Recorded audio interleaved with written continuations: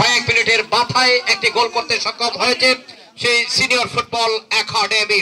প্রধান রেফারি দায়িত্বে আছেন আল আমিন, দেখতে পাচ্ছেন কিশোরগঞ্জ জেলার অন্যতম রেফারি, তিনি আজকে দায়িত্ব পালন করছেন। আর একটি গোল হওয়ার সম্ভাবনা দেখা যায়। আক্রমণে ডান পায়ে অবশ্য সেখানে প্রতিহত করলেন ৯ নম্বর জার্সিধারী, চমৎকার খেলছেন অবশ্য আজকে তিনি, তাকে অবশ্য দেখতে পাচ্ছেন মাঠে, অর্থাৎ দক্ষিণ পূর্ব পশ্চিম যেদিকে দেখানো যায় সেই ৯ নম্বর জার্সিধারী তিনি চমৎকার খেলে যাচ্ছেন জুনিয়র ফুটবল একাডেমির।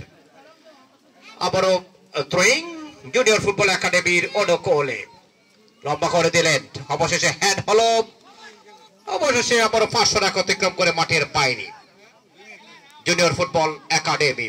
থ্রোয়িং করার একটা প্রচেষ্টা, আলতো করে ঠেলে দিলেন, দেখা যাক তার সতীর্থকে ৯ নম্বর জার্সিধারী বল পাস অবশ্য অবশেষে কেড়ে নিলেন সিনিয়র ফুটবল একাডেমি। দেখা যাক দেখা যাক